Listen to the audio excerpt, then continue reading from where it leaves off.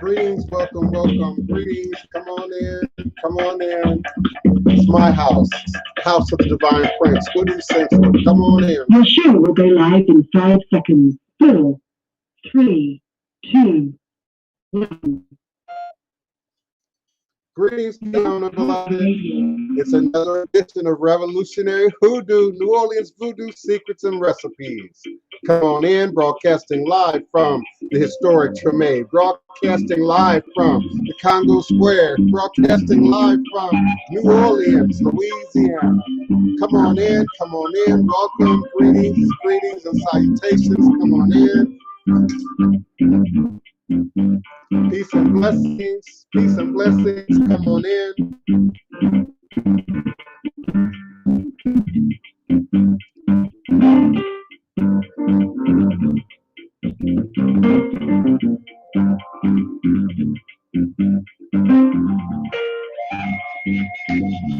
Greetings, greetings, all is a blessing. Welcome, welcome, all is a blessing. All is a blessing. Come on in.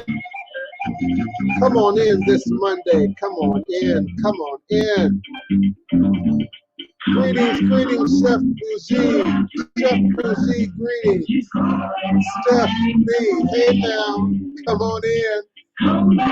Kim Gladden, come on in, beloved. Come on in.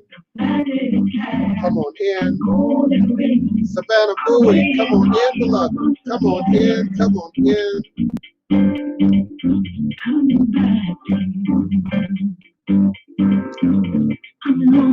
Greetings, greetings, greetings, greetings. All is a blessing. Andreka Holmes, come on in. All is a blessing. All is a blessing. Ancestors be with you. Shade Tree, create. Come on in. Come on in. Bring the Iyami in. Come on in. Come on in. We welcome the Iyami. We welcome the queens and the great mothers. Come on in. Come on in. Kimberly Mattel, come on in. Greetings, beloved. Welcome, welcome. Welcome. Greetings, greetings. Yes. Alif L, greetings, greetings. Come on in. Welcome, welcome. Come on in. Please allow my theme music to proceed. Please allow my Blog Talk Radio listeners to settle in. I will be forward momentarily. All is a blessing. If you can just see beyond the veils, all is a blessing. Greetings, raw fruit. Greetings, beloved. Greetings. Welcome. Come on in. Come on in. All is a blessing.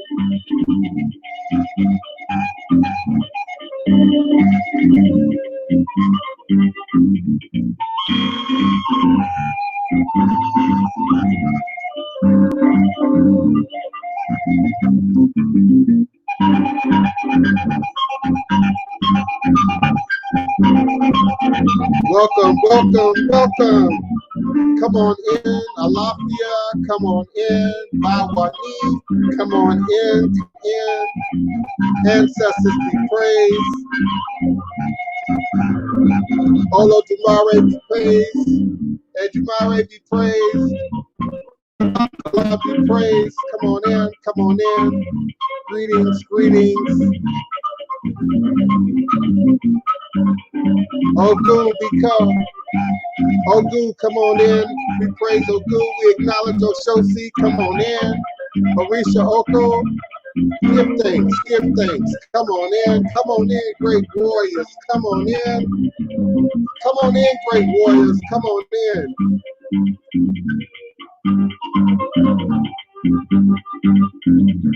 Come back home to Africa. Come on back. Come on home. Come on home. Can you hear the bell? Can you hear the call? They're calling your name. They're looking for you. Come on. Come on.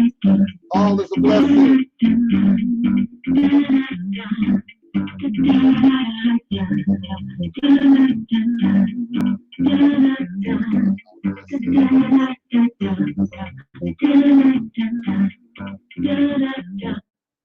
Greetings and divine blessed. Eshu Alegbuana Kosi Were Awo onlo uto ne iwo, ada afan bo osi, obatala mita ni ibo, onilio aban eshu.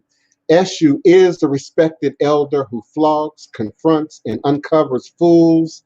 That one in mysteries uses truth to own you. He causes scatter to feed poverty. Obatala shakes rascals to have sacrifice. The owner of warnings is the one who is Eshu, Aboyu, Aboye, Aboshishe, Ashe. May our Ebo reach our room. May our Ebo be accepted. May our Ebo allow what we desire to come to pass. And so we say, Asheo, Ashe. I greet you and I pray you can hear me. Please let me know if I'm muted on Blog Talk Radio. Before I get too far into this, let me know if I'm muted at 845-277-9143. Can you hear me? Can you hear me now? Divine, all blessed, peace and love, joy and prosperity, elevation, revelations, and manifestation. You are now sitting live with the Divine Prince, and always an archive at your leisure and convenience here on Blog Talk Radio, StreamYard, YouTube, Facebook, Instagram, Periscope, and I welcome you wherever you might be in the world, wherever you might be at this present moment in time space. It is high noon, U.S. Central Standard Time here in the city of New Orleans. And you're listening live to the Divine Prince, Pan-African Spiritualist, practitioner, author, and advisor, Elagun Oloye Hoodoo Obeya Bokur, sharing with you in all things spiritual, mystical, metaphysical, cosmic, evolutionary, revolutionary, healing, and holistic from a Pan-African Hoodoo world spiritualist perspective. Understanding that all is truly and indeed a blessing if you can just see beyond the veils, for it is all just an illusion and a test and one of the greatest divine mysteries of this life cycle. This is indeed my constant prayer, my mantra. It is my affirmation, my reverberation, my reiteration, and it is indeed my ever-living reality. It is crucial to the very foundation of my understanding, my teaching, my walk, my works, my demonstration along this divine, all blessed life path and journey. It is how I, the Divine Prince, make sense out of all that we are challenged with here in our daily existence on Mother, Father, Earth. And it is my personal place of power and understanding. That place from where I begin, the place from where I realize and crystallize all my endeavors, understanding that I and I alone create and co-create my divine destiny, and I alone create and co-create my divine, all blessed reality. And so it is, Asheo. Today is Monday, June 22nd, 2020, and you are now sitting live with me and always an archive at your leisure and convenience. I am emanating and vibrating with you and for you, virtually, verbally, cosmically, quantum, universally from this working temple of the house of the Divine Prince, Thai Potions, Hoodoo LLC, in this legendary, beautiful, and most historic city in America, most enchanted city in America. Might not be quite the most historic, but indeed the most enchanted, and some would say the most haunted city in America, New Orleans, Louisiana, land of my ancestors, and those who came before me along this hoodoo, voodoo, Obia life path and journey, passing down the great Obia stick along with the knowledge of the life-giving herbs, roots, plants, rituals, spirits, minerals, indeed the legacy, the culture, the traditions, our stories, our sacred stories. And I am presenting with you now, coming forward with you now, again, with another powerful edition of Revolutionary Hoodoo, New Orleans Voodoo Secrets and Recipes. I got so many things that I want to say, so many things I want to share, so many things that are pressing to come to the forefront. I want to first acknowledge and thank those and show great appreciation and love and support to those who are indeed subscribing. I'm just now getting my YouTube right where it can be subscribable, but my Patreon is already in motion. I appreciate those who are already in the system, who've already donated into the system, and indeed who are helping me to work through and learn how to navigate the system. I need your feedback. I need your comments. I need you to let me know what you can see, what your experience is on your end of this virtual temple space, if you will, so that I can tweak it to the best of my ability to make it most usable, most applicable to our needs, to our desires, to our goals in this virtual space. Indeed, the subscription pages are an extension of not just my live broadcast, though you can have greater access to the live broadcast as well as the behind the scenes information, video clippings, photographs, ceremonies, etc. When you do subscribe. But it also gives me an opportunity to extend the learning space, the Elay, the temple, the home for, the space in which we initiate and learn and grow and evolve in these traditions to become great practitioners, great leaders, ministers, great Iyas, great Babalaos, great Mambos, great Hogans, etc. So I'm grateful for those who are already participating. I'm just as grateful, if not even more so, for those like Chef Bougie and a few others who are providing me with needed, reliable feedback about your experience in those locations, your experience within the subscription dynamics, better fix that, how I can better tweak that for your ease and availability. I do appreciate those who are with me on the phone lines. Area code 8, can you hear me or am I muted? Hello, blessings. Yes, I can hear you. Greetings. Who's calling and where are you calling from? This is Steve, and I'm calling from Georgia. Yes, how can I help you, beloved? What's your question or comment for us today? Hi, blessings to you. Yeah, thank you for having me. So I would just, is it okay if I just see what Spirit says or what messages Spirit may have for me right now? I'm not understanding. Are you calling for a reading? Oh, I thought it was an open line. Yeah, it's an open line for spirituality to religion within the context of our show. But we do have a protocol. We do have rules as it relates to giving personal readings live on air. And our group moderator, Kiona D. Carter, can kind of help walk you through that. We do ask for a donation if we're going to do a personal live reading on the air. Also, to be expected, there's going to be some rules. There's a certain level of anonymity and secrecy and privacy and control and professionalism that I afford, obviously, here in the temple space, but also in terms of consultations off air. I can't control spirit on air. I just can't. So I can't always control what I might say. I can't always control how spirit might show up. I might not even be able to control what your ancestors and guides of spirit might even suggest is important, a priority to be shared and discussed worldwide, because this is a global platform in this medium. So I do appreciate your calling in, and if indeed you are looking to be read live on air, we do have a process, and we do ask that you send a $45 donation by way of my PayPal.me /The Divine Prince. Kiona D. Carter is our moderator. She shared it in the chat. Of course, it's going to send me an alert. The alert will show up in my email. I'll check my email while I'm here in the course of doing the show, and then if you're willing, we'll move right into your reading. But listen, I typically don't suggest first-time listeners jump in for a reading. I typically don't suggest people who've never listened to my show jump in for a reading.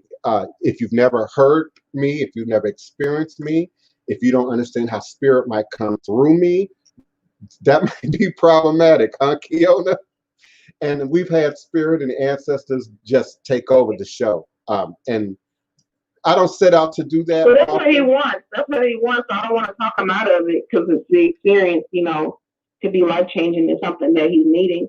Steven, did you see the link in the chat? This is Kiana. Hello, how are you? Yes, I did. I see it now. I didn't know. Okay, so if you just go ahead. No worries. No worries. We're here to help.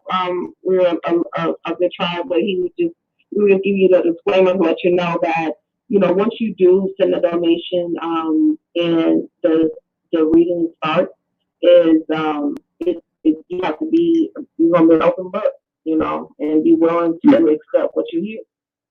And yeah, you know, I'm a spiritualist myself. I can know you. Okay. Well, welcome. Thank you. Yeah, that's a leak of information right there. That's another one of my protocols. Don't leak information. Don't tell me who you are. Don't press upon me before I do a reading. How you view things, not if you're trying to get a response from spirit from me. Honest, organic, direct connection to the channel. You just can't do that. In a private, professional setting, you have certain expectations. Some think it's a retail exchange, which indeed it's not. We're operating in spirituality and religion here.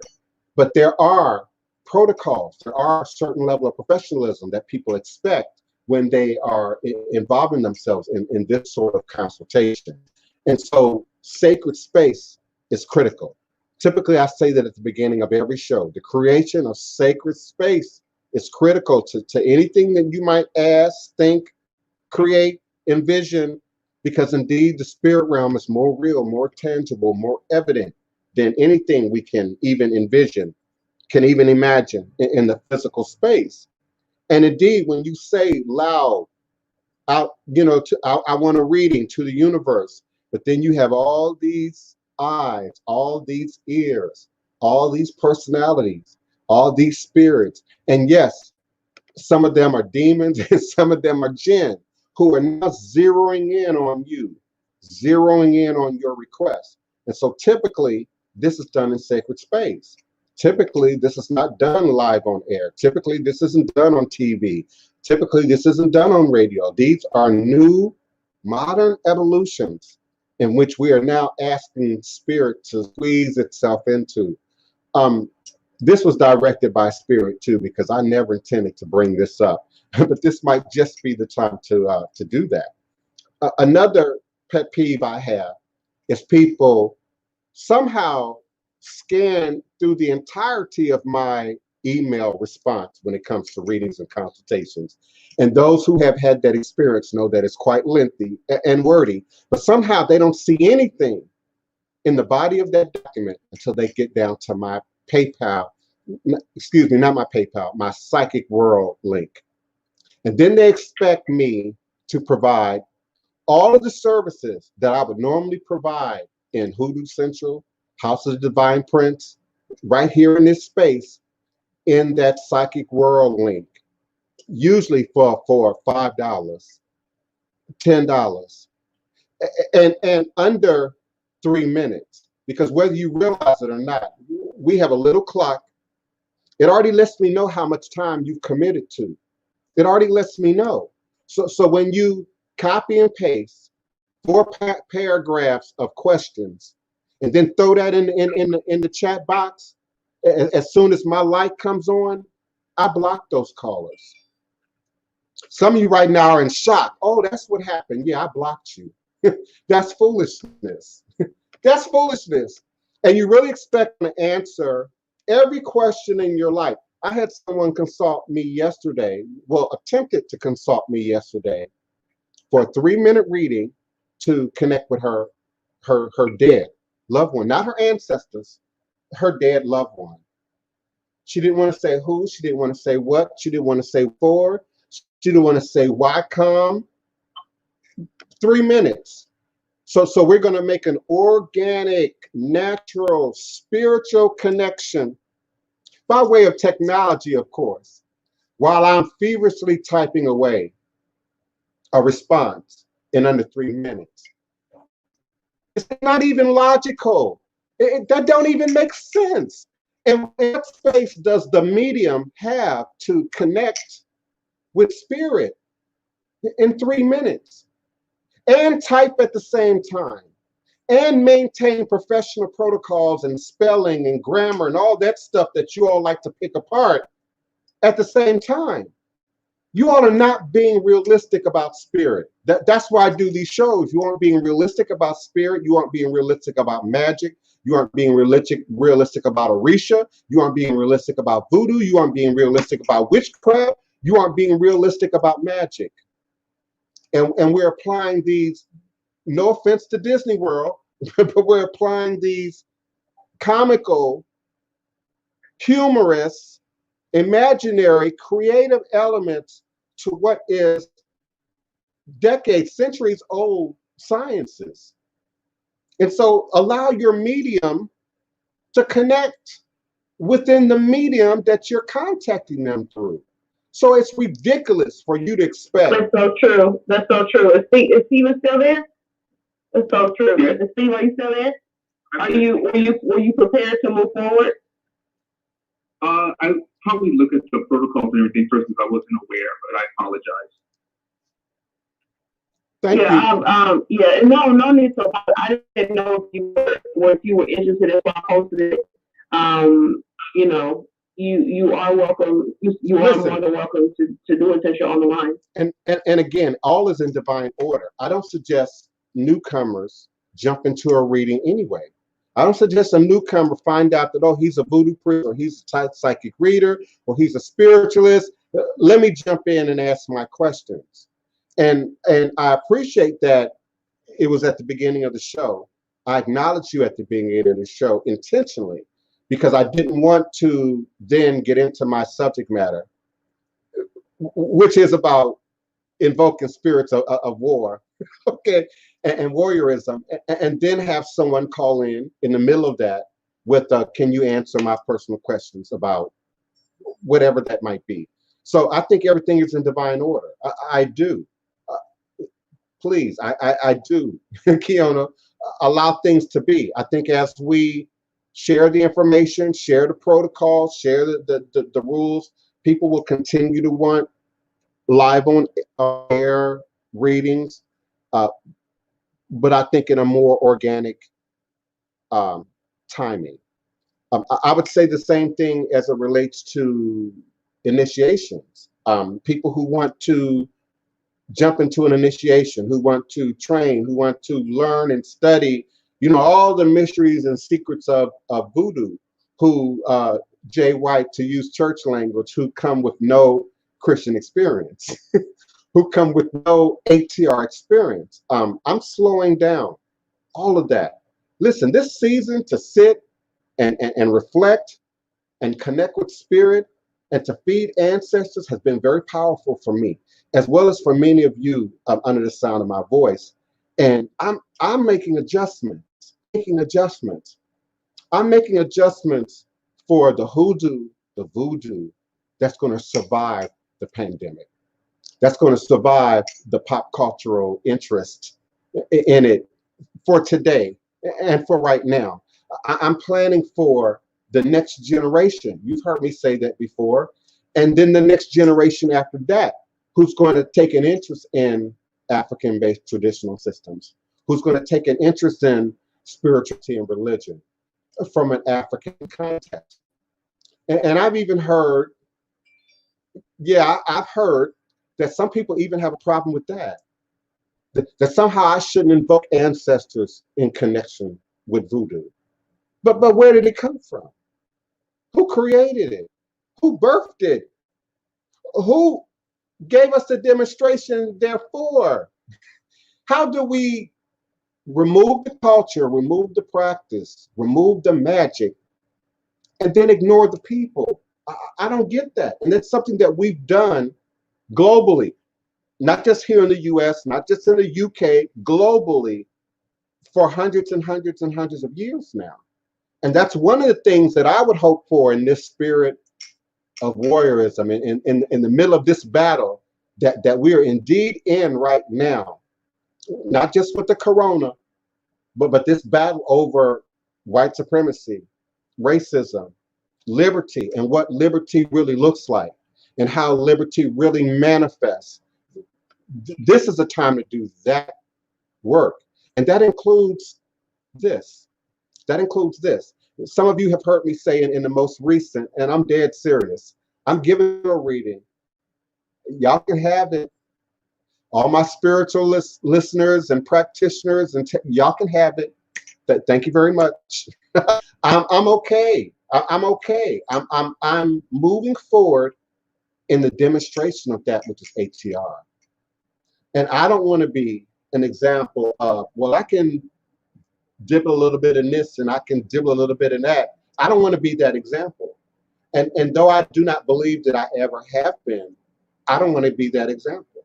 I don't want anyone to use, well, Prince Dutero as an excuse for the continued watering down, bastardizing, appropriating of anyone's traditions. I don't actively use I Ching or I Ching. You say tomato, I say tomato. I don't actively use I Ching in my ministry. I am curious about it personally. I utilize it personally on the occasion, but it's not a part of my ministry. It's not a part of my platform.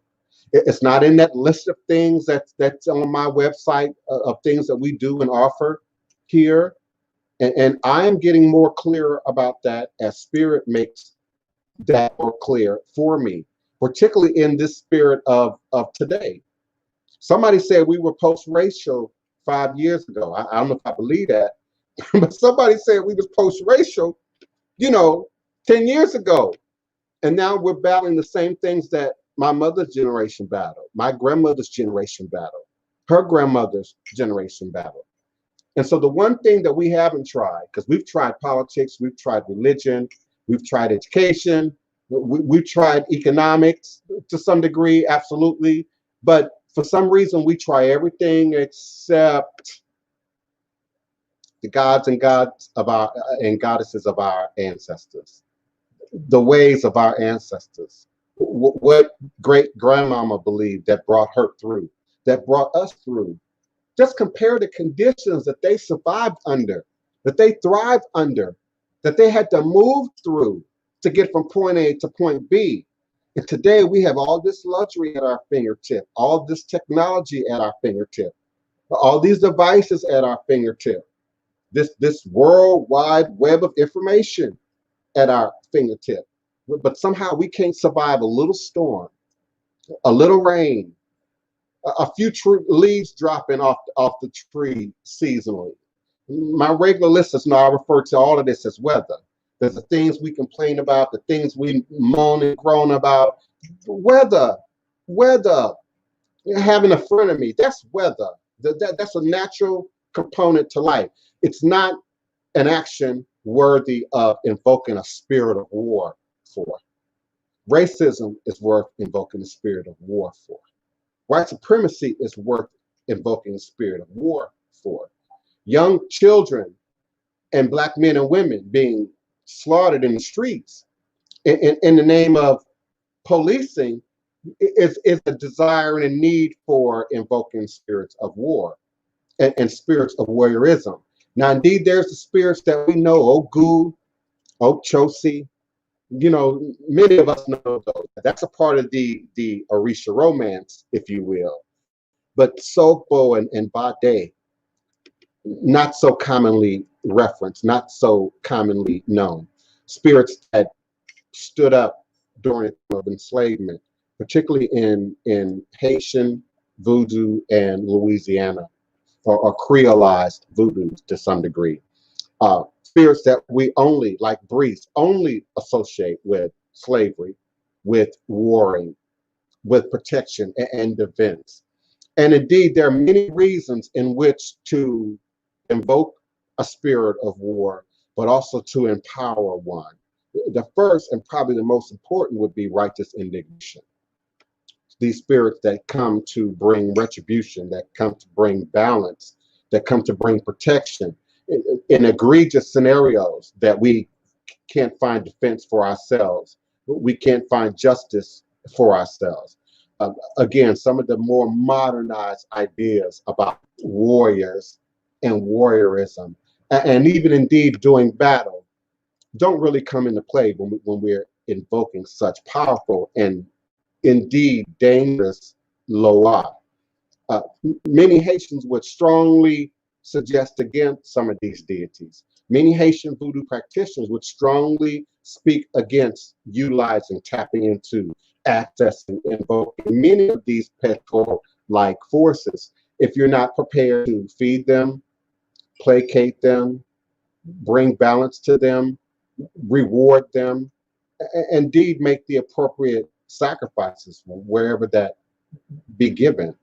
And in almost every case scenario, there are very few that I can think of right now in terms of invoking a war-like deity or war spirit that don't require blood, that don't require the offering of a sacrifice.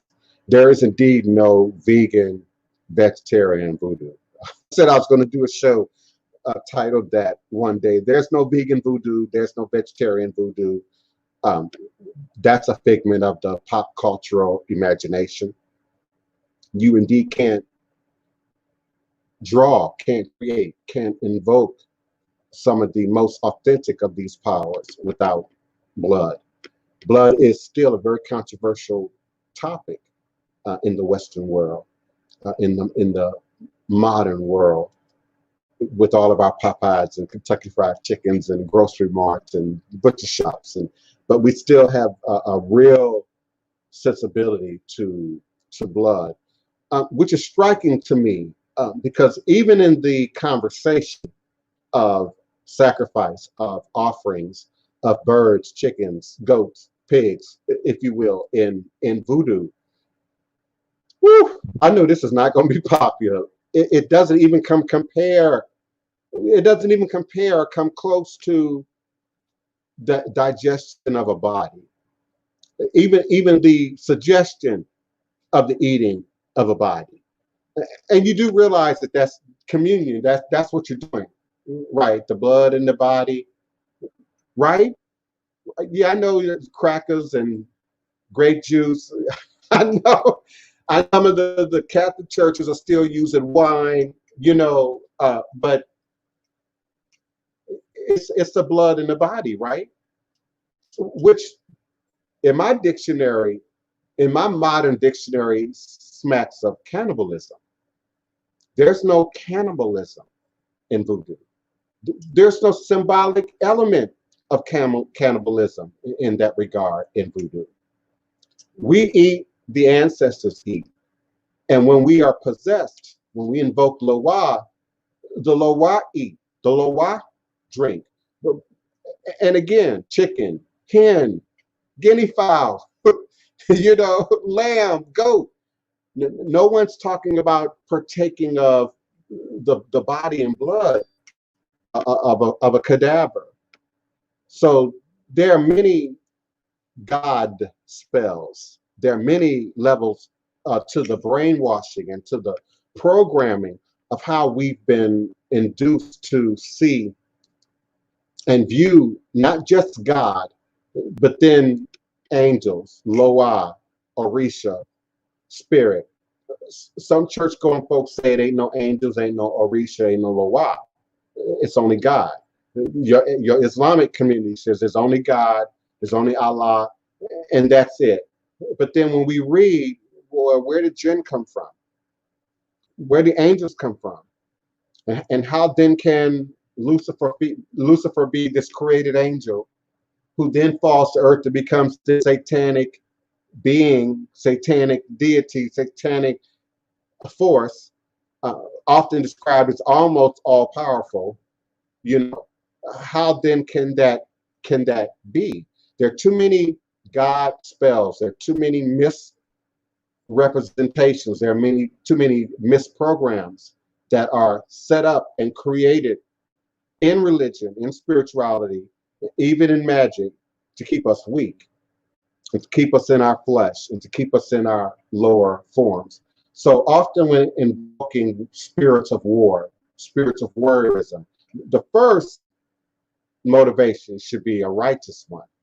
Serious, righteous, and egregious events that require some level of divine retribution higher than just ourselves, higher than just humanity in some cases, higher than that, than just the individual within the context of the community. It draws to mind the ancestral guards of West Africa, if you will, not just the Egungun and the Galede masquerade, but some of the other forms of ancestral guard that stand up in West Africa that once upon a time would have represented the judicial system, the police force, the government, if you will, would have represented the community and would have then taken action to bring correction when people do wrong, when people would kill, when people would violate or mutilate. And so this new concept of policing, which we're hearing a great deal of right now in media, is driven out of, is birthed out of enslavement. It's not akin to old world policing. It's not akin to how the indigenous folk policed themselves, ruled themselves, held each other to accountability. For those who are familiar with the story, your slave catchers and your patty rollers, primary role was to recapture Black people and return them into enslavement, righteously or not, having committed any kind of crime or not. Not that I can even envision a crime, as a slave, but just because you were Black. And the police forces that we now know today, the governance that we now live under today, is rooted in that foundation, rooted in that tradition. The police has never been about protecting us, has never been about shielding us, but shielding the rights and properties of rich white people and rich wealthy people, and the upwardly mobile people in our society, and to some degree keeping us separate and separated, not just at the physical level, Los Angeles, Chicago, but even at the mental level. Many Black people live in a state today where it's hard to get in a car and not think about the police. It's hard not to feel some kind of way if the police pulls up behind you. Even if you haven't had a whole lot of problems with the police. I haven't had a whole lot of problems with the police. I've had 2 incidences with the police in my entire life. One back in the 80s, back in LA, totally ugly deal. And once in Denver, Colorado, back in the 90s, totally ugly deal.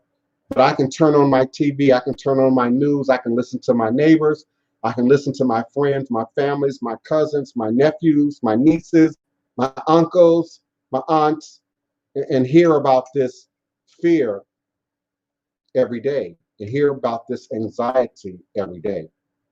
Invoking warlike spirits because you don't like somebody or somebody don't like you, or the 2 of you in competition for the same man, or the same foolishness. These are not righteous indignations. These are not righteous causes by which we would invoke an Ogu. These are not righteous causes by which we would invoke in Oshosi or Sogbo and Bade. Indeed, we live now in a time in existence for real root magic to stand up and take its rightful place and to give demonstration to. All you got to do is document and record, but immobilize your forces, to mobilize your power to much more righteous charges in this vein. I've also been doing a series of videos for my Patreon subscribers, which I've been finding to be very therapeutic for me, in that they force me to, even after doing all this talking every day, to talk even more and in a depth that often I don't do on the show about utilizing of herbs, plants, roots, appropriate applications of those, and particularly now in this environment of revolution and civil rights and protest and marching and demonstration and war and rumors of war. I've really been thinking about and constructing for my Patreon subscribers herbs, herb concoctions and teas and baths and floor washes and lotions and potions and whatnot that speak directly to the need of today. Not just health, wellness, empowerment, losing weight, gaining weight, clearing up your skin, all those other things that people think about. But how then do we prepare ourselves, protect ourselves, inward and out, even down to our diet for the times that we exist in and for the probabilities that still swirl around us? I know some of you have pulled back on me during this food shortage, during this high-priced food season. I know some of you have readjusted how much water you're drinking. I know some of you are considering what herbal teas you're drinking every day that give you what you need to fight and to battle and to move forward, particularly right now in this season that we exist in. I've been using a lot of roses here lately. For those who don't know, roses are not only edible, but they're usable in your magic. They're usable in your baths. They're usable in your sachets and your gree bags and your potpourris and the skincare. There's an abundance of usages for just roses themselves. And you've heard me say before in previous shows, I typically don't favor gardening anything that's not edible. That's not edible, usable, applicable within the constraints of voodoo and ritual work. But typically, if you start at the basic level, you're going to start with 5, 10, a dozen or more edible plants that can be both eaten, made teas, cooked into foods, but then applied in your root work, in your ritual work, in your conjure.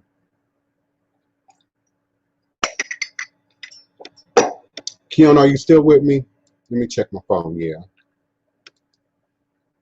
Well, I'm still here with you. I'm just listening. I see we're not having too many problems with the phone lines today. At 845-277-9143. Do press the number 1 on your telephone keypad when you're ready with your question, comment, or request.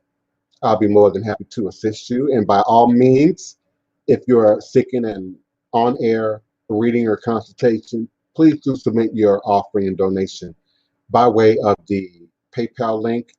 You can even include your question or give me some heads up in that. That will show up in my email. And usually I can click on that without much distraction while the show is going on, and then meet you on the phone lines. Greetings, Crystal Lynn Witt. Greetings, beloved. Greetings, Q Banga. I have a question. Yes, come on in. Okay, so we were talking about invoking the warrior spirits and the Pequot energies for certain reasons, right? And I have to check myself on the situation, 2 situations. I still haven't forgiven the people for it. I almost did want to seek revenge, but I didn't because I had to realize the part that I played in it, Mm-hmm. and it was pertaining to business. And I felt wronged, I didn't want to look at it from a victim standpoint, but I'm still angry, like I'm still hot. But I had to fight it, and like a lot of times I still have to fight it. So I really want to go to battle because I'm like, they haven't come back and right their wrongs. They don't care, So I'm glad that you mentioned that because I didn't want anything to boomerang back on me, which it will if my hands aren't clean. That's right. And if I'm not doing it the right way. Yeah, that's right. That's a very important point. Even if you are familiar with the magical book and you look at Psalms, for instance, or even Proverbs, but probably more importantly, Psalms, and you read through those battle chapters, protect me, defend me against my enemies, protect me, defend me against those who would do me harm, protect me, defend me against those who would, create false injustice against me, or whatever the wording might be. But often within the confines of those same passages and typically they start with, Lord, check me first. Lord, make sure my hands are clean first. Make sure I didn't encroach first. Make sure I didn't set up for this first. And that is the mark of spiritual maturity, Kiona, is when you're able to think in those terms, look in those terms. Even some of the things that we take for granted as just weather, it's just stuff that just happened. We still don't often get into our grown folk, underwear and think from a more mature perspective of, what does this have to do with my lesson? What does this have to do with my learning? What does this have to do with my journey? It's not always where did I go wrong? It's not always self-judgment. It's not always, man, I messed up. Sometimes it's embracing the power of the blessing, even in the challenge. That's why I say all is a blessing. Even in the crossroad, even in the battle. And yes, I hear you. I do get a lot of requests about retribution and revenge, and people don't often look at what role they played. To give an example, without going into details, seeking greed, seeking reward where you didn't earn it, seeking reward where it wasn't owed to you, and then being mad at the other person that's involved, because it cheated you out of a couple dollars on the cheat that you all were going to do on the next person. That kind of thinking is stuff that gets stuck in my craw and gets me worked up about this modern day, present day, I should say, not modern day, present day witchery that's going on in these circles, in our circles, in our peer groups, on your Twitter page, on your Facebook page, on your Instagram page. Just look at those who are around you, who say that they're representing ATR, that say that they're claiming Orisha, that say that they're claiming Loa, and just pay attention to what they say, to what they talk about, to what's of interest to them, what they take joy in, to what they take pleasure in. And see, that's the mindset that people typically don't think about when they go into these spells, when they go into these curses, when they go into this ritual work, in terms of stuff that has karmic attachment to it that can then come back to haunt you. When were you not so forgiving? When did you take more than your share? That kind of thinking a mature person has to take before they start laying down tricks and hexes and going after people, talking about I'm working this powerful black magic. And I'm even more alarmed by the I don't even want to call them practitioners, but the fake representatives, of this kind of work, who are just waiting 24 hours a day to do that kind of work, that kind of bidding. Some of you have had a chance to see the most recent production we did on the Travel Channel. And it's my understanding that it's still airing, it's still re-airing. Between now and as late as July 11th, this show is going to repeat. So whether you got cable, dish, internet, I need you to Google or YouTube search Buried Worlds by Don Wildman. It's an ongoing spiritual, supernatural, geographical based program that's been on for some time now. They're in a new season. And one or two authors listed this episode, season 1 episode, as Voodoo's dark magic. And I want you to listen to what Denise Augustine, some of y'all know that's my best friend. It's also the owner operator of Our Sacred Stories, and we work together by way of our Tour Plus, Plus Extra, Plus More, Plus Demonstration, Tour Plus service that we offer. And she talks about at the very beginning of her piece, when she's standing there on the bridge, you know, over St. John Bayou, where many ritualistic services have been done and performed in the Black community for a very long time, centuries, if you will. And she talks about practitioners and voodoo priestess whose primary goal, whose primary source is dark magic, is negative magic, is hurting people magic, is binding people magic, is taking from people magic, is gaining access to what you don't deserve or what you didn't work for, you know, type of magic. And I thought that was very important for her to bring up in the context of what's being discussed on the show. I won't go a whole lot into it. I don't want to give it all away for those of you who still haven't seen it. I think that's important in connection to what Kiona just said, that we're just too quick to forget about our intentions, our values, our integrity.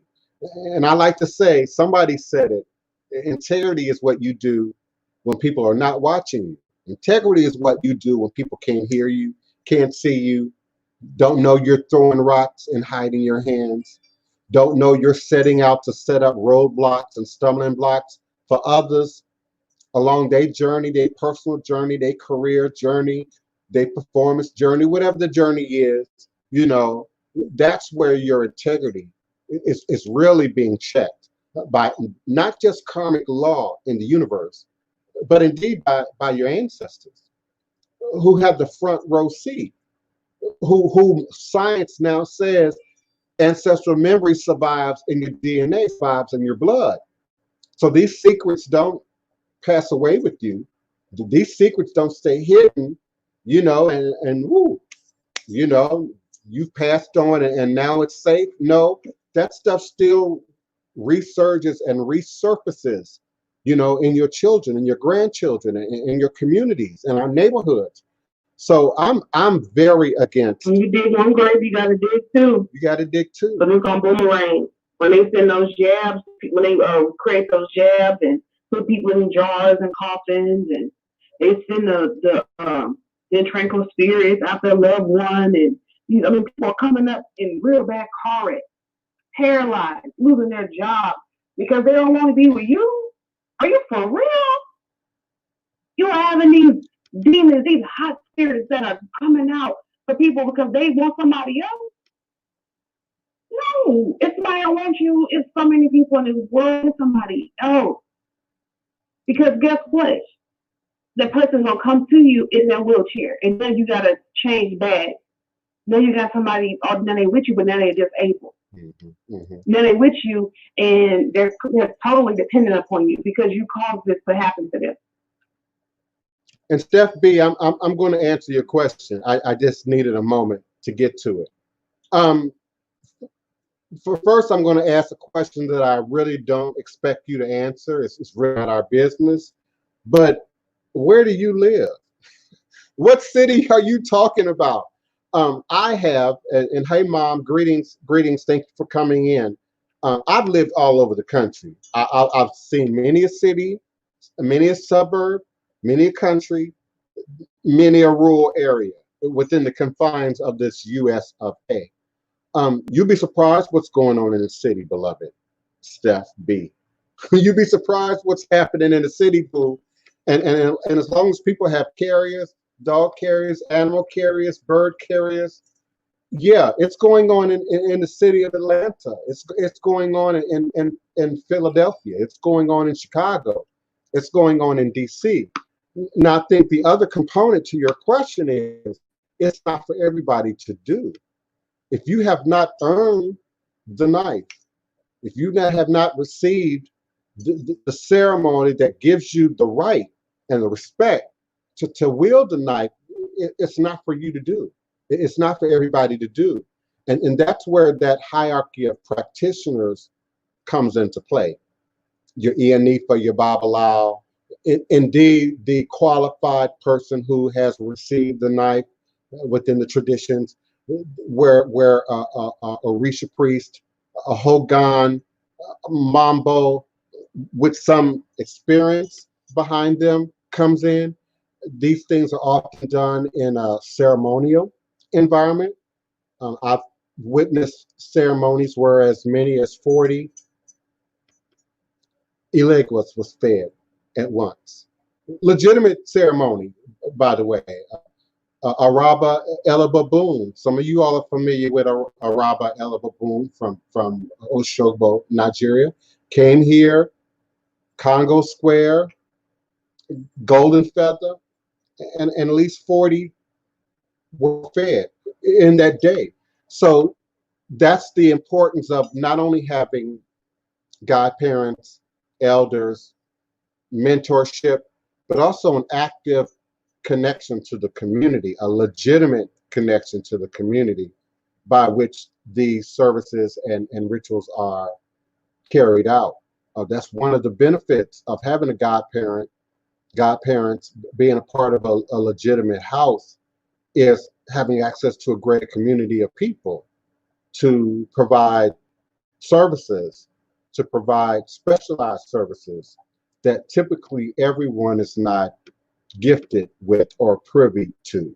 Every practitioner does not do everything under the sun within a tradition. There is no singly operating independent practitioner. There is no singly independent operating Lukumi practitioner or Ifa practitioner or Voodoo practitioner. There are going to be people who carry certain spirits, certain powers, certain loas, certain gifts, certain skills. And then those skills, if you will, are resourced out into the community, are resourced out within your circle of friends and practitioners. Yeah, that crackers and yeah. Yes. Crystal Lynn Witt, that's great. I have some godchildren that are making their own Florida water. Absolutely, their own lavender water, their own rose water, elderberry water.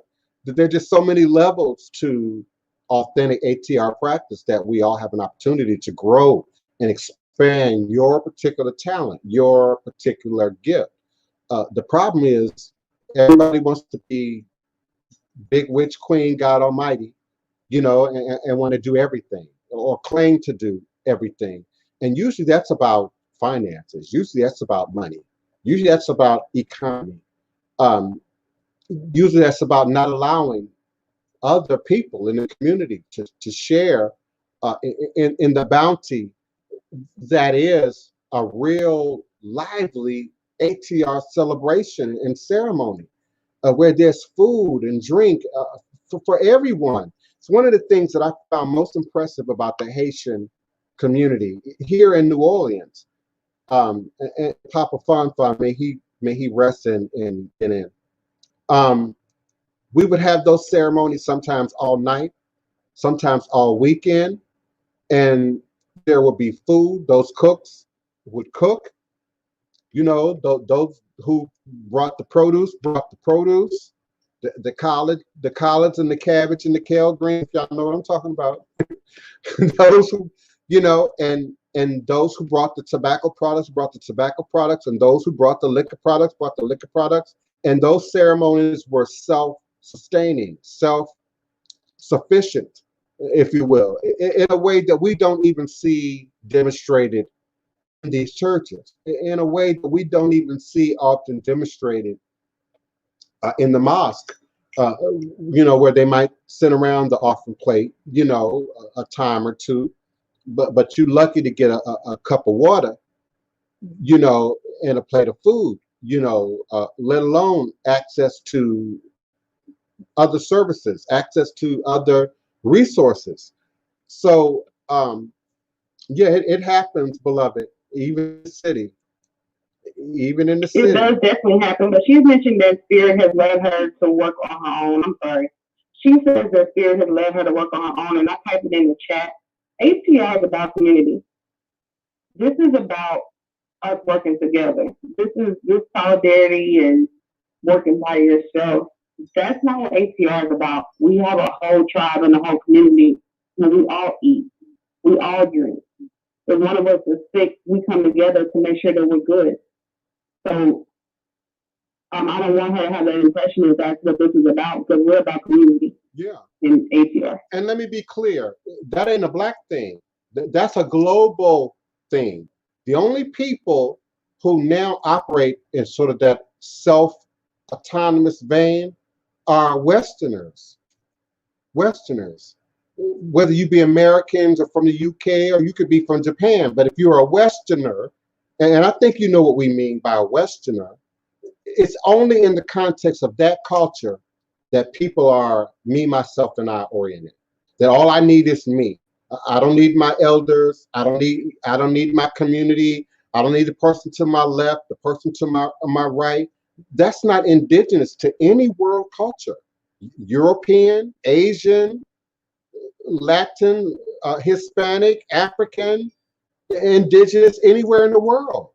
So I think it's, even without personalizing it, I even think it's a condition of Western culture.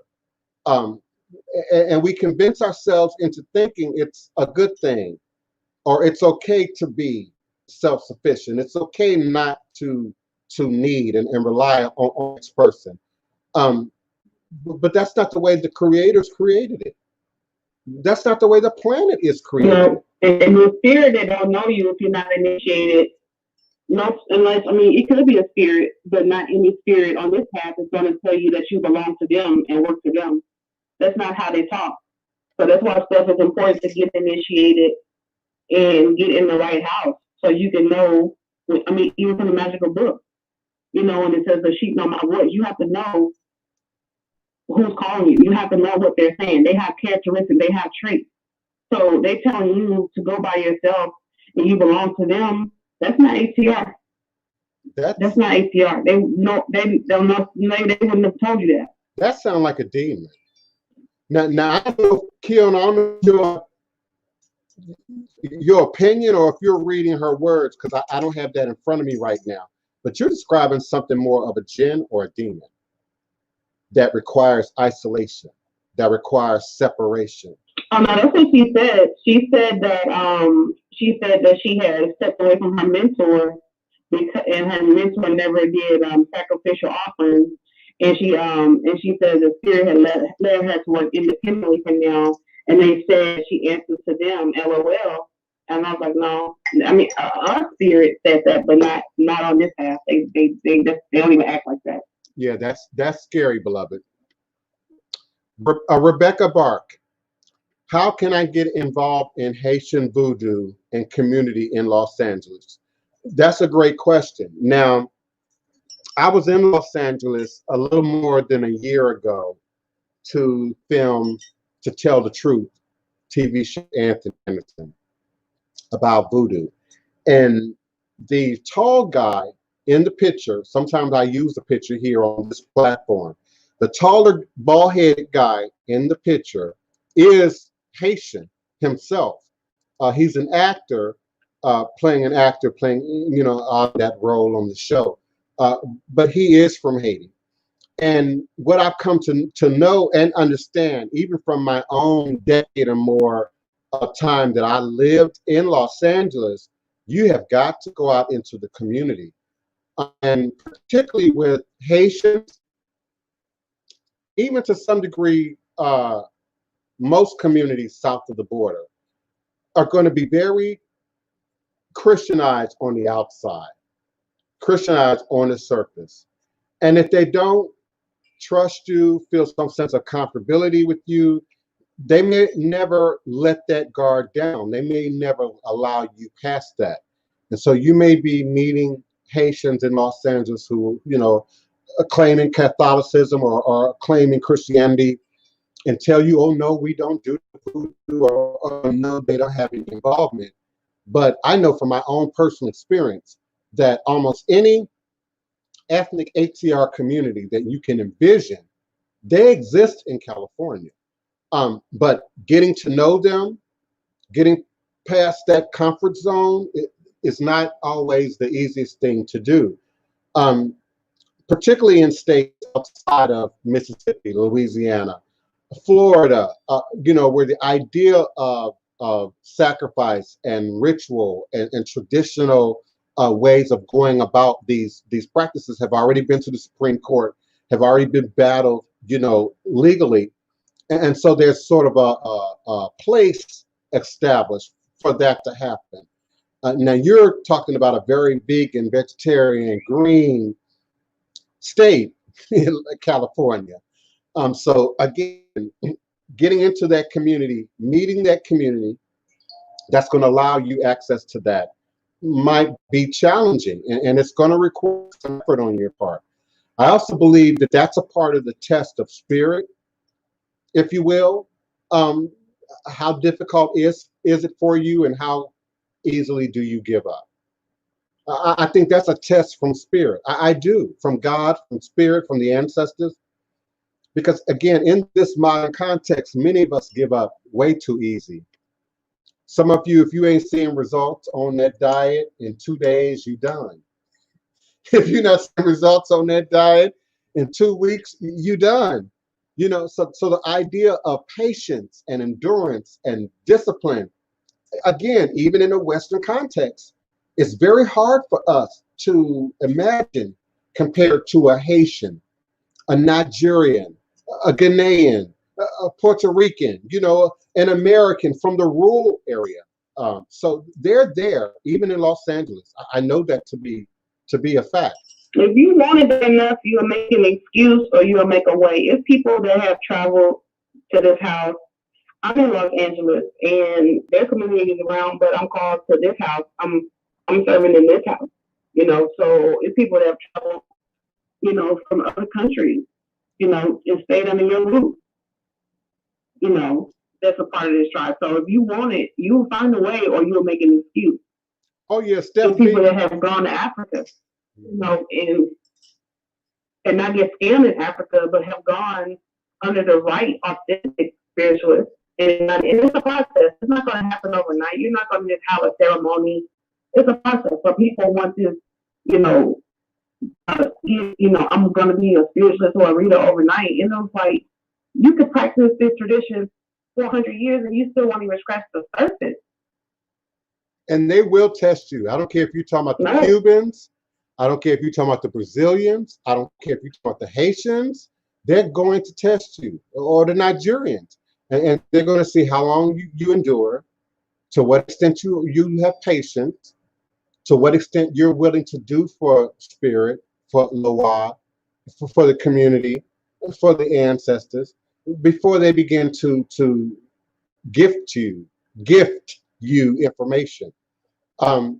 One of the things that endeared many Black people, many people of color from around the world to me, was somehow they saw me as being different than.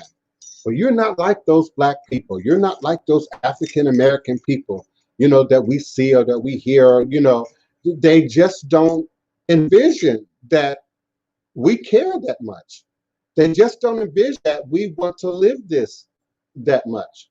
And when they see TV, when they see Facebook, when they see Instagram, they see designer labels, they see designer food, they see Western culture and traditions, even among people who practice ATR, and they believe that to be superior. They believe that to be our primary focus, and that then too becomes their primary focus. So they're very surprised to know that any African Americans that desire Loa, that desire Orisha that much. Because we're thinking, oh, well, we desire Loa, but they're thinking, do you desire this lifestyle that accompanies Loa? Do you desire this lifestyle that accompanies housing chickens, raising up goats and housing them? I mean, there's a whole nother lifestyle step that absolutely goes along with taking responsibility for not just your your ebos, but your plants, your herbs. You know, I've got godchildren who live in the city up north, who've got gardens on their roofs, who've got gardens on their balconies, who've got gardens in their communities, who've got gardens in pots and bales. You've got to create your sacred space where you are, where you are. A common question I get is, you know, I live in this state. Can I get it where I am? I live in this country. Can I get it where I am? I'm in this city. Do I have to travel all the way? No, you don't have to travel, not unless you want to, you know, and maybe once or twice a year, you know, but you can absorb this where you are. But you've got to first repatriate in the mind. Rosters back in the day, back in the 70s, that was a common thread. Repatriation, returning to the motherland. But we now know that that's not just physically. All of us ain't gonna make it to Cuba. All of us ain't gonna make it to Brazil. All of us ain't gonna make it to Haiti. All of us ain't gonna make it to Ghana. All of us ain't gonna make it to Nigeria. All of us ain't gonna make it to Egypt. And that does not lessen our ability to connect authentically with these cultures, these practices, our people, these people, wherever we are in the world. I'm grateful for you all being present with me. I'm trying to scroll down and cover my chat. I don't want to miss any of my comments or my questions. I am going to be moving forward momentarily. So if you want to hit me up at area code 845-277-9143, you got a couple of more moments to do so. You can also type your question, comment, or request in capital letters if you can. Here in the chat, Kiona will help me to see it and clear and be clear about what I need to respond to. Yeah, I would be careful, Steph. And listen, you can indeed work by yourself, but you can't do everything. You still can't do everything. And so you still really need, you know, some strong mentors in the tradition to sort of help you along. I also get the sense that, and correct me if I'm wrong, that your lineage is not clear. Lineage is critical to how we operate in these traditions. And so knowing your lineage, who you are, who your people are, where you came from, is important, even if the social media talking heads like to pretend that it's not. And I say that because I know you listening to me. And I know you listening to me because you repeat back almost everything that I say. And yeah, lineage matters. Ancestry matters. Practicing a tradition outside the context of who you are and where you're from absolutely matters. And it doesn't mean that people can't cross culture, cross reference, you know, crossbreed plants. You know, it doesn't mean that there's not a way that things can be done officially, traditionally, you know, realistically. But no, it makes no sense to assume that I can just claim someone else's birthright, someone else's lineage. Wouldn't that what? I hope you look at the last question real fast. I'm so sorry, but this is a 911. Could you please go down to the last question? Yeah, but you're asking me to skip over everybody else's comments. Do I have any advice? I'm sorry. Because those comments like an hour ago. Oh, okay. This say 112. Crystal Lynn's Witt's comment has 1:12 p.m. on it, and my clock got 1:13. So I just skipped over. Yeah, hers is more recent. I'm saying the ones that we were on were like an hour ago. Where? I'm not seeing that. Crystal Witt, your question. So you said I wanted you to skip over the other ones, and I was saying of those other ones that I was asking you to skip over. Oh, okay. A while ago, not hers. Crystal Witt, your question is loaded. Your question is loaded. It's in what you say, and it's in what you did not say. It's in how you worded your questions. So, see, how your question is worded suggests that you're not practicing ATR. Just as we suggested to the nice young brown girl, you can't practice this without godparents. You can't practice this without a Ianifa and a Babalao, a Mambo and a Hogan, not authentically. So your question is loaded. Your question is loaded. Now, in terms of participating in the community, that has everything to do with where you live.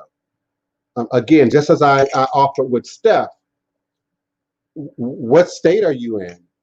What city do you live in? You can indeed find this culture, this practice, these traditions in many of the major cities. Now, again, your question is loaded. Now, if the question is, I'm finding a difficulty getting into these communities, that's going to be a problem. Some of these communities are not going to allow you in with open arms. Many of these communities are not going to allow you in without validating your lineage, validating your background. Now, it's easy to say I'm a white woman, but where's your DNA? Where's that paperwork that says that? I don't think that anyone is any one thing in America, not unless you moved here from the UK or Germany somewhere recently.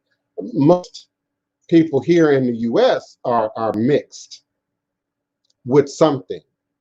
I don't care if you're black, brown, red, all those racial colors we used to use back in the day. You're going to be mixed with something. So if you're practicing authentic ATR, where's your heritage? Where's your lineage? Where's your footprint in that regard? And with that comes that community that we're discussing right now, that we're offering right now to Steph B. That community of other practitioners, of other priests, of other aleo, of other initiates. So when you say practicing ATR, that suggests that's already in place. Now, if you're saying I'm practicing ATR, but none of that's in place, I offer that you're not practicing ATR.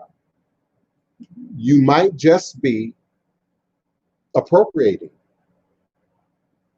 Just as much as I would be appropriating if I put on a collar right now and a big, thick Catholic Bible, and claimed to represent Roman Catholicism. Just as much as I would be appropriating if I put on a beanie on my head right now and claim to be an imam, and speak from one of my well-worn, Qurans, and I have many of them, so too would I be bastardizing and appropriating. So too is the young black child, male or female, who refused to get a godparent, who refused to get elders, who refused to initiate into this practice, these traditions correctly. They too would be guilty of bastardizing and appropriating the tradition. So again, without knowing you personally, just being honest, your question is loaded. And so someone who is practicing should have figureheads, should have a hierarchy of elders that they should be able to reach out to, that they should be able to extend their community with. Kiana, my chat is getting all jumbled up on me. Sometimes I notice that once we get deep into a show, the chat will start slowing down,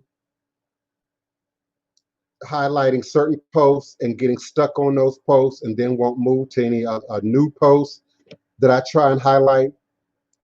So give me a moment here. Getting involved in the Haitian community, I think I answered that. Thank you, Steph B. We certainly appreciate you and your question. We appreciate all the questions because you all have the the audacity to ask questions that other people are just sitting in the audience will not ask, and probably should ask. So I appreciate all the questions. Yeah, I'm going too far back. I hear you, Keon. Yeah, but like 20 minutes back. Uh, why is it hard? Okay, wait a minute. Shade Tree Creative. Why is it so hard to find community? Um, Shade Tree, it has everything to do with our mindset. It really does. It has everything to do with white supremacy. It has everything to do with post-traumatic slave disorder. It has everything to do with uber, meaning really big or really over the top, uber religious um, indoctrination that indeed goes all the way back to enslavement. You know, you had to believe on the thread of your life. You had to baptize on the thread of your life. And understand, you may not have heard this story before. There were Black women who gave those babies up to the ancestors, poisoned them, threw them in the river, buried them, you know, and of course, if they were caught, then they would then be punished for that too, because that's masses property. That's like throwing away your husband's bank account into the river, you know, throwing away masses money into the river. So the idea of now, not only do you want me to birth another slave into the system, but you now want me to give this child over to a religion that I might not necessarily agree with. In fact, I invite you all right now, while you all are binge watching television shows, we filmed a show here in New Orleans, here in Louisiana, called The Underground. The Underground for television, The Underground. I think it's only one season, maybe 8 episodes. I need you all to watch that. I need you all to watch that. The very thing that I'm talking about is in that show. And the big mama of the house, I can't remember her name right now. They wanted her and everyone else to participate in this baptism. And she went to see the Hoodoo man before she would go to this baptism. It's in the television show Underground. And he gave her a gree to hide on her body so that when she went to this forced Christian baptism by Massa, Massa was forcing all his slaves to be baptized and to convert.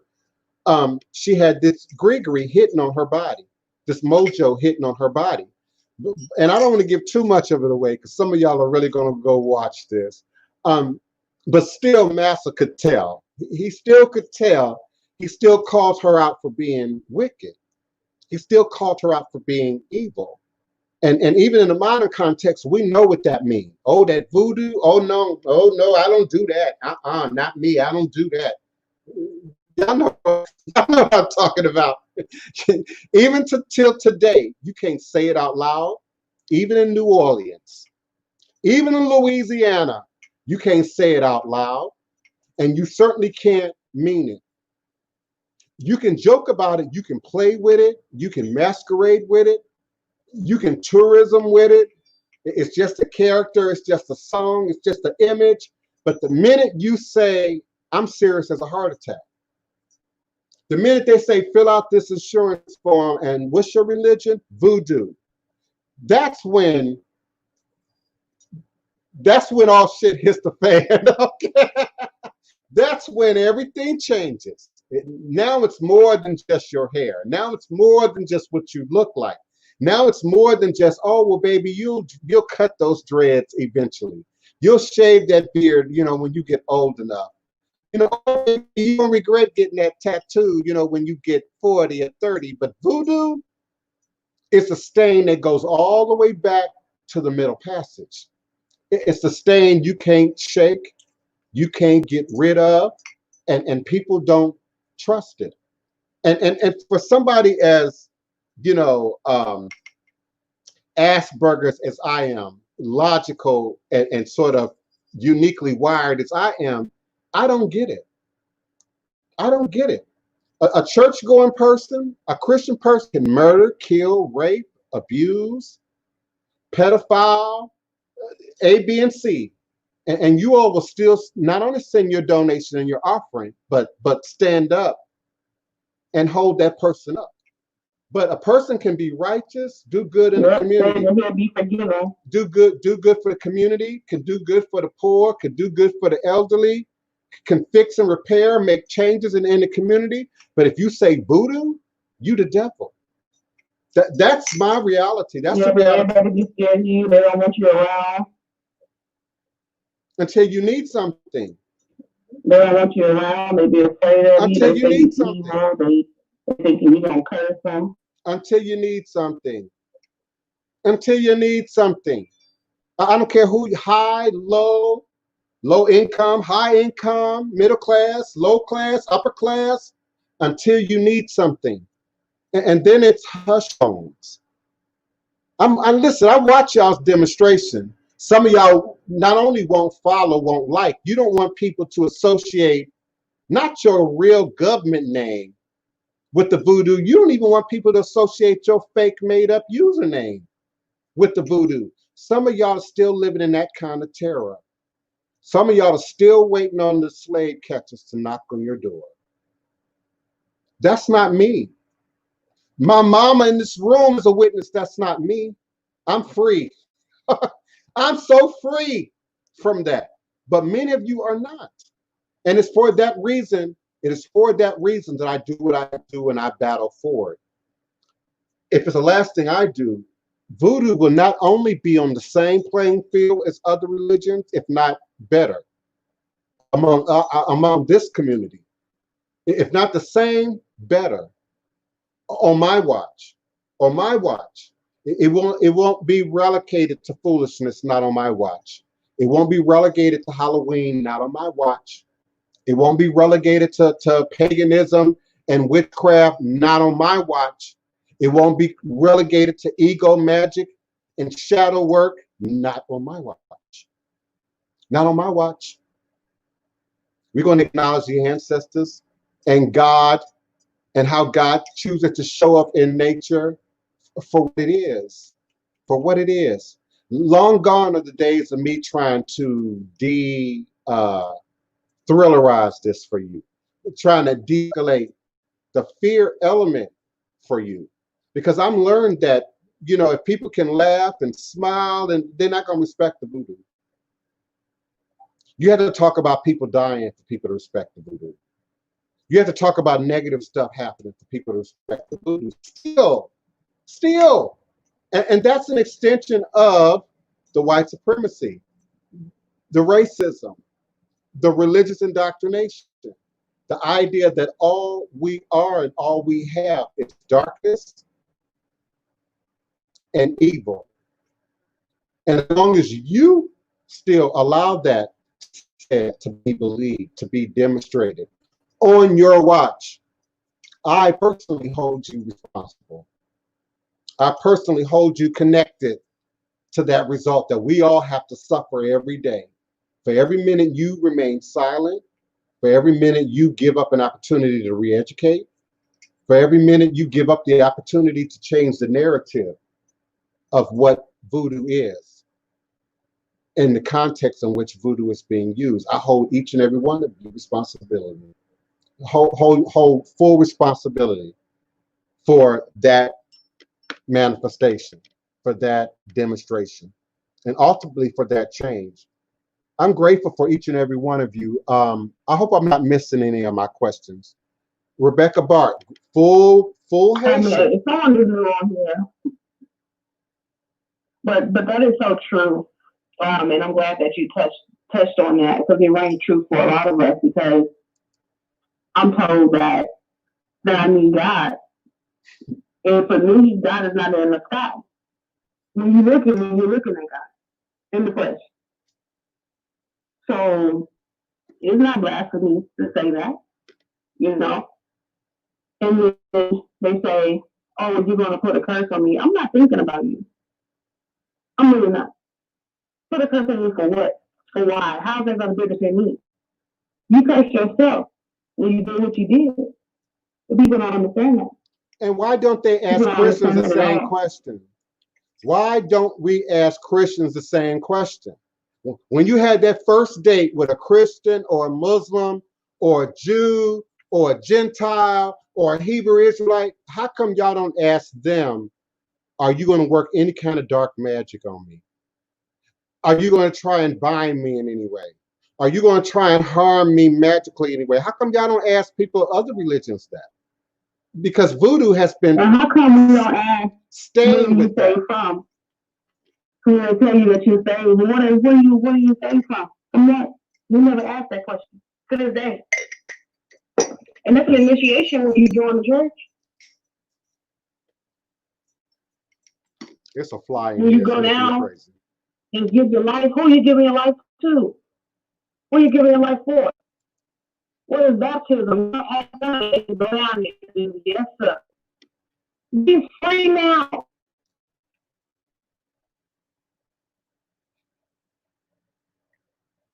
Thank you, Rob Stone. That's a great contribution.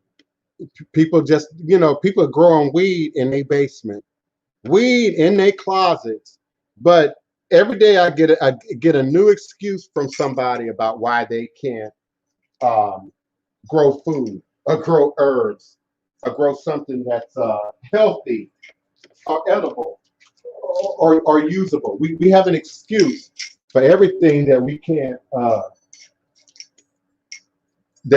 figure out how to take a shortcut for. So I appreciate that, romaine and watercress and peppermint in your closet. That's great. That's great. Neophyte Bokur. I don't know if that show is on Hulu or not.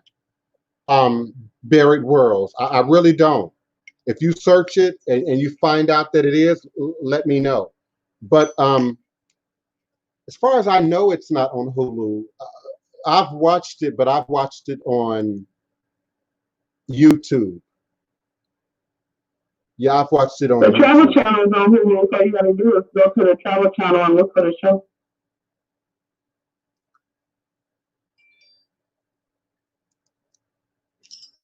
Ooh, this fly is getting on my last nerves. Now, I don't do flies very well, y'all. I can handle a mosquito sooner than I can a fly. But I believe there should be a title protection in ATR. I do, however, I don't know how that would happen. I know, for instance, when we look at the church or we look at even the mosque, how easy is it to pretend to be something you're not, to pretend to be that minister or that imam that you really aren't. I think it's almost impossible to do in the mosque. It can be done, I think, to some degree in the church, but then there's always that question, that right hand of fellowship. Are you coming as a newcomer? Are you coming on Christian experience? And then nowadays, today, these churches got your tax paperwork, your social security numbers. So it might even be a little more difficult today to masquerade, be a Southern preacher, but you traveling up north, going from church to church. You might get away with that for a minute with all this new technology, but I would assume it would be harder to do. So within our community, that has been protected. I'm still answering protecting titles, title protection ATR. That has been protected by participation. So you go through the initiation, you gain access to a house, and then there's, especially in Cuba, especially in the Latin and Hispanic community, they've got a role. They know who was there. They know who saw you sit on the mat. They know what Odu was thrown when you sat on the mat. They know what other practitioners, what other elders were present when you sat there on the mat. That's why we have our ceremonies and initiations here at the house a few times a year. That way, my godchildren who are doing the studying, who are doing the learning and the initiation process can not only interact with each other, but also interact with other elders, leaders, practitioners um, within the tradition. Within the tradition, that's how we protected titles within ATR traditionally, by witness and by noting who the witnesses are. But in this current environment of not wanting to accept authority, not wanting to accept elders, not wanting to accept other figureheads, and when it comes to validating this, then of course that's going to make it difficult for this modern group of people who don't want strings tying them to any particular group, and or organization. And so that makes that very difficult.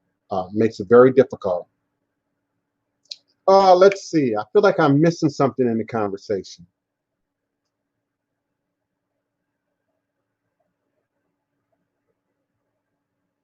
I don't see what's wrong about what Charla Eru said. Christianity was forced upon the masses by the European Council of Nicaea to confuse the descendants of the original people, rendering them incapable of returning to the ancient ways of existing on Earth.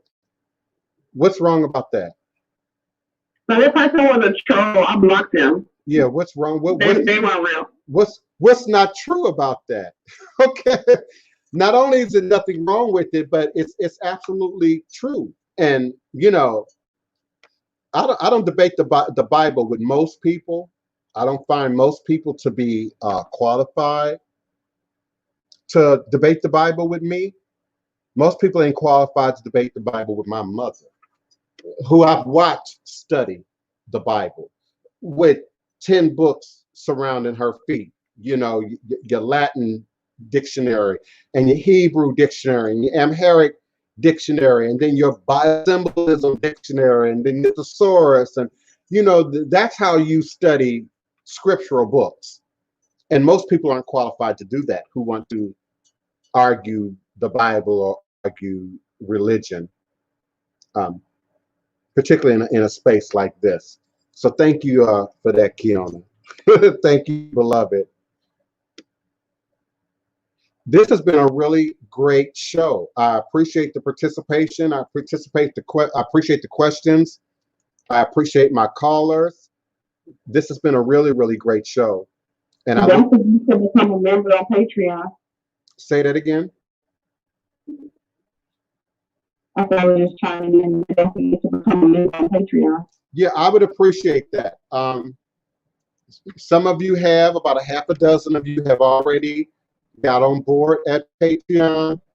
I do appreciate all of you all's commentary and responses. Thank you, Chef Bougie. I'm getting your comments. Without you all, I really wouldn't know how to operate this platform, in a way that's proficient without you all's support and you all's comments and you all's commentary. I like what I'm getting. I like what I'm hearing. Some of you are really pleased, even now, with what I'm posting on Patreon. So if you're not a subscriber, you might want to be. I will continue with my secrets and mysteries and recipes and all those things that you all like to talk about here on the show that I temper. We let that go in the Patreon. We let that go in the description services. So I appreciate everyone's interest and joining up with Hoodoo Central by way of Patreon. Listen, I'm going to move forward. I do have a couple appointments that I really need to cover. And I'm grateful for each and every one of you being present, showing up, showing out, asking your questions, your comments, your requests. Area code 850, you're going to be my last caller. Who's calling and where are you calling from? If I do, Yeah, did you have a question or comment? yes, I did. My question was for a person that's interested in practicing voodoo. I see that you have voodoo, Haitian voodoo, New Orleans voodoo, and etc. How would you then dictate what genre of voodoo would you enter? Okay, that's a great question. Now, first of all, it's all voodoo. That's the first thing. It's all voodoo. It has its roots in West Africa, Togo, Benin, Nigeria, Ghana, Cameroon. We know by way of the Middle Passage, it made its way into Haiti because of the mountainous region and the way South America is sort of set up. They were able to develop an organized practice of voodoo in Haiti, just as the Cubans were afforded an opportunity to set up an organized practice of Yoruba-based Ifa in Cuba. But that's where really the distinctions begin and end. There are some characteristic differences about how voodoo is done in West Africa, in Haiti versus Louisiana, for instance. West Africa, they still use the shells. They still use the palm nuts. You can't have voodoo without Ifa, and you can't have Ifa without voodoo. But in Haiti, you don't see an outward sign of Ifa. You don't see an outward sign of the Odus in Haiti.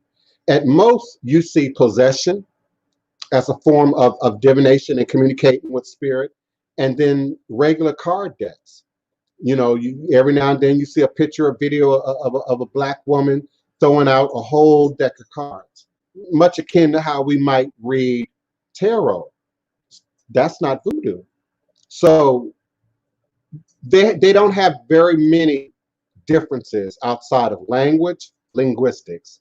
The argument over a U is an argument over language. It's an argument over whether you speak French or not. What need would an English-speaking African American have for you? It doesn't make the voodoo less authentic if it has a U in it or not. When I speak with my Togolese brothers and sisters, they say voodoo with four O's, and they speak French. They're not all that caught up in the U and the O. That's a trick here in the West that has primarily arose out of social media and sort of the need to battle each other and authenticate and inauthenticate various people. And so part of the argument, and I'm going to say from the last 20 years, has been over the usage of a U and an O. And really, that has very little to do with contextually what voodoo is at all. So it's about language differences. So West African voodoo, it's obviously going to use some more ewe and some more fan than we might use. Haitians are comfortable speaking Haitian Creole, but then when you understand the houses within the voodoo that's being practiced, they're also pulling from ethnic groups, just like 21 divisions, which you don't hear a whole lot about that in Santo Domingo, in Dominican Republic. Same island as Haiti, but a different nation. You never hear any arguments about 21 divisions. And within 21 divisions, that Dominican system, they acknowledge the Igbo, the Ewe, the Fan, as it is a manifestation of a house in voodoo, a path in voodoo.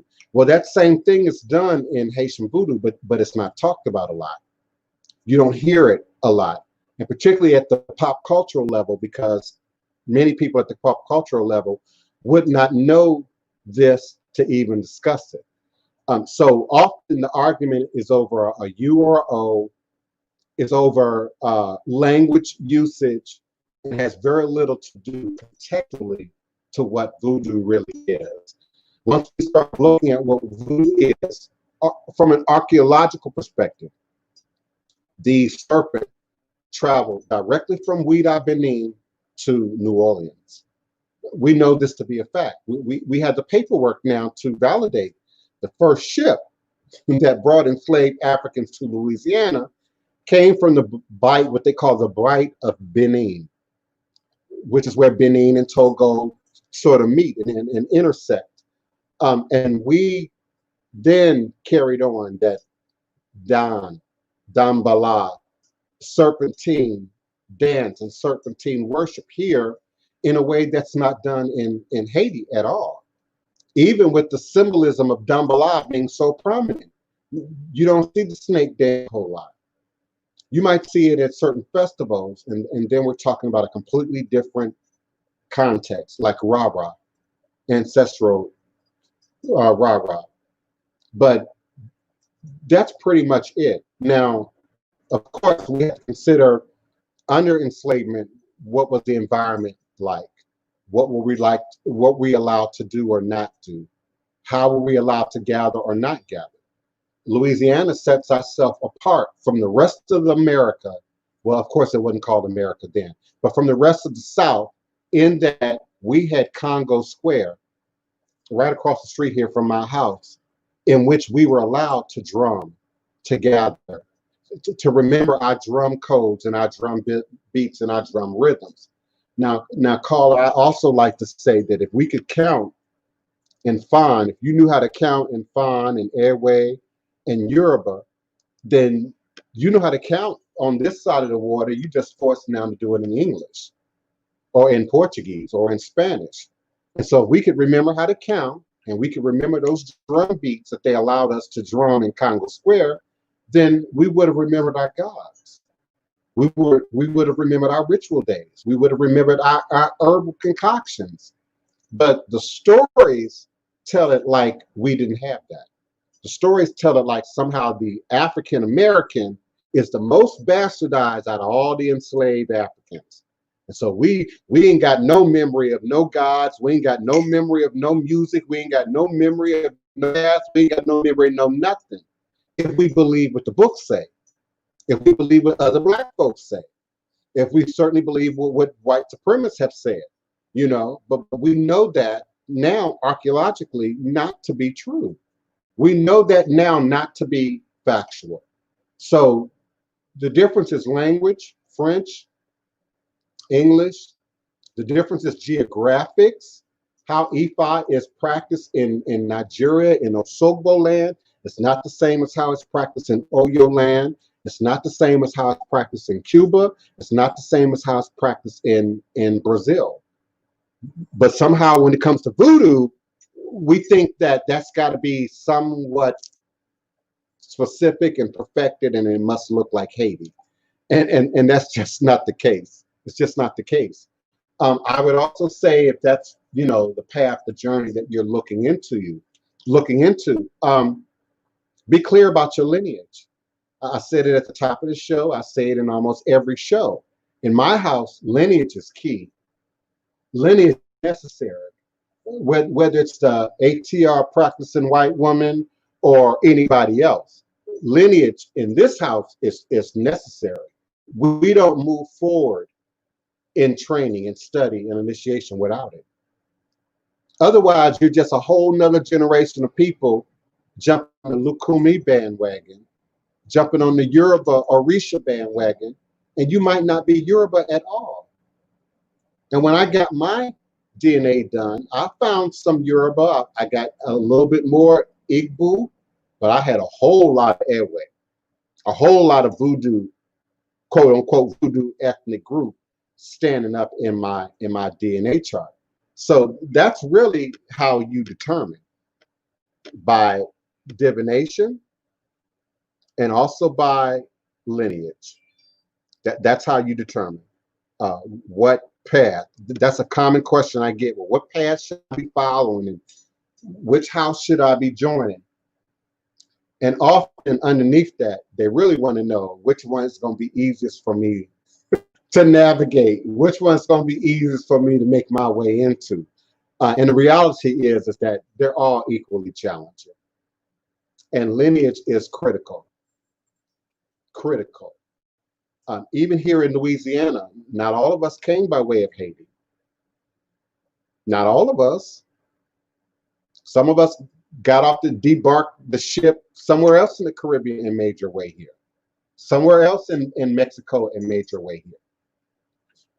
Don't assume just because it's a French Creole, Spanish Creole colony that everybody came through Haiti. How come we don't invoke Spanish ancestors?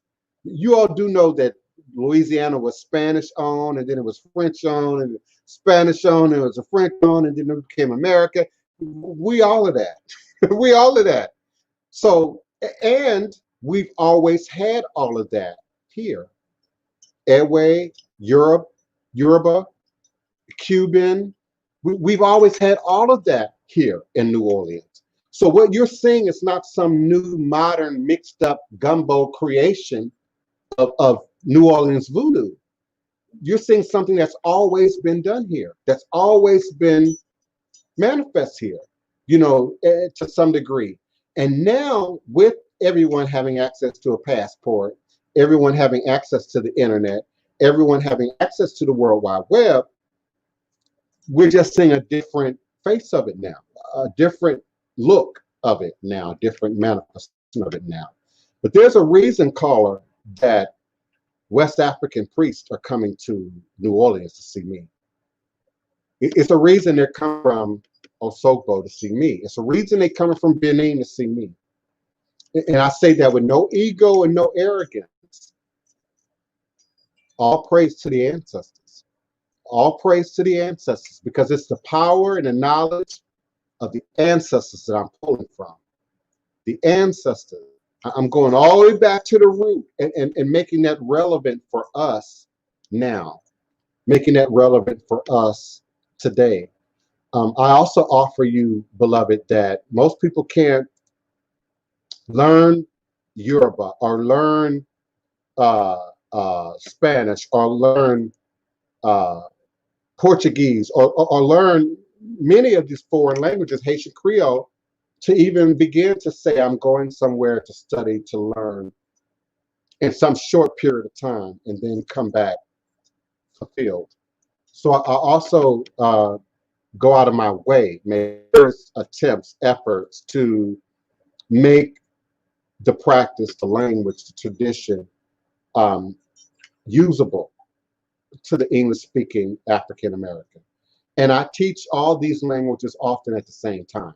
So you're learning a little bit of Creole, you're learning a little bit of Yoruba, you're learning a little bit of French, you're learning a little bit of Ewe, usually all at the same time, depending on where we are in your study, in your instruction.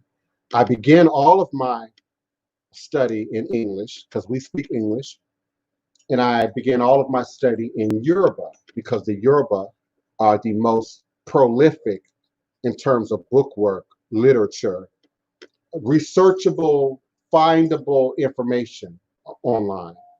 But even with that, you're going to find a great deal of it being translated from Yoruba straight into Spanish without any mention of the English. I shared with some of my subscribers in Patreon a book that's out, very popular e-pop book, that's only in Latin, Yoruba, and Spanish. Except for the cover, it ain't no English anywhere in this book. And so if you're not willing to learn these languages, expose yourself to these languages, learning this is a challenge for many people. And so that's why the Orisha romance and the young black witches and that seems to be real popular. It shows itself as a shortcut, a bit of a shortcut. It's misunderstood as being somehow easy or easier. And in some circles, it's considered legitimate until people find out better. Until people know better. Greetings, beloved. Greetings, beloved Khalifa. So I'm going to move forward. Thank you. That was a great question for you to pop in on me too, by the way, as I was trying to politely back my way out of the room. But that was a great question. Your mic is still open. Did you want to respond to that? Did you have something else you want to say? Yeah, the only thing I was gonna ask from you is, so we can determine, is it possible we can determine lineage through the nation? Yes, lineage. let me be clear if I wasn't already. Traditionally, meaning before DNA became irrelevant, that's all we had. Outside of, you being born in a particular place in the world and knowing who your people were, that's all we had, particularly here in the West. And even when you think about the Latin community, their Black family or their brown family was not decimated the way ours was. So you have the average Cuban Lukumi practitioner can recite their lineage back several generations, not just blood lineage, but who initiated them, who initiated them, and onwards, if you will. Whereas with us, divination is great, and I often use divination, but what sets me apart now from other houses, from other practitioners, is the usage of divination. See, if I said divination was enough, everybody would be doing divination. You wouldn't be calling me. You wouldn't need me. So somebody else would make up their own little way of doing it. But now that, at least here, we've married those things together, it's a path that can't be bastardized. And so that DNA test, and the DNA test, depending on when you order it, $79, $89, it's not a lot to ask for in the context of what people are going to spend often in initiations, legitimate or fake initiations over the long term. So it even comes out to be more practical to marry those two things together, so that we get a much more reliable, much more accurate lineage footprint, for who your people are and for what you are now bringing forward into the world.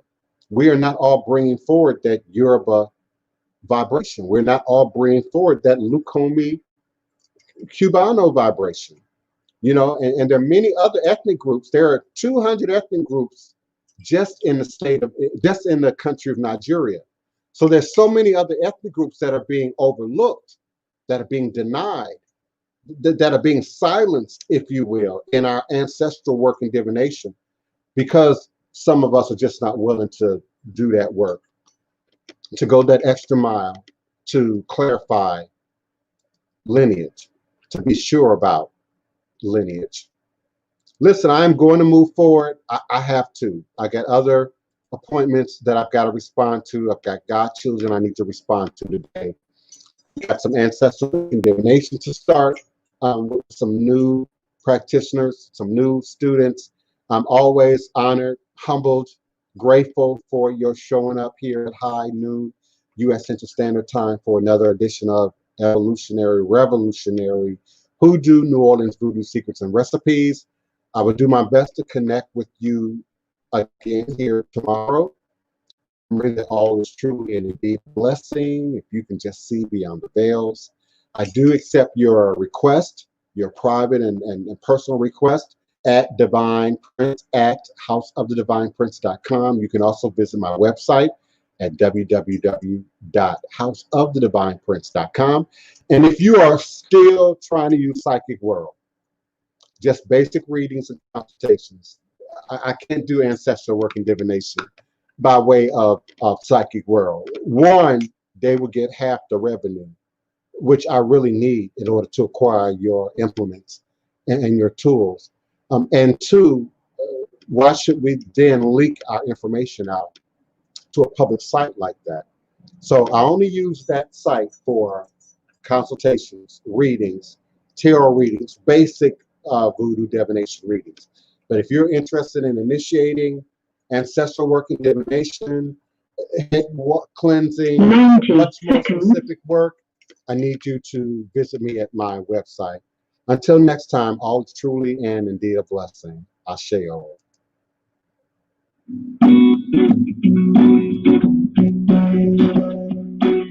Thank you. All is a blessing. All is a blessing. A dash of cayenne to the root. Gonna put on my secret suit. Boil a gumbo, hot and steady. Don't care if Freddie ready. Gone free at that old cemetery. Down on Claiborne where she's buried.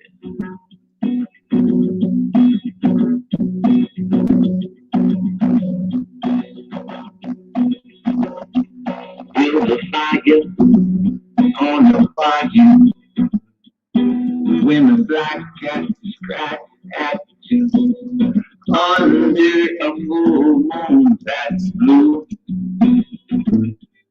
Chant the magic words will follow. 10 seconds.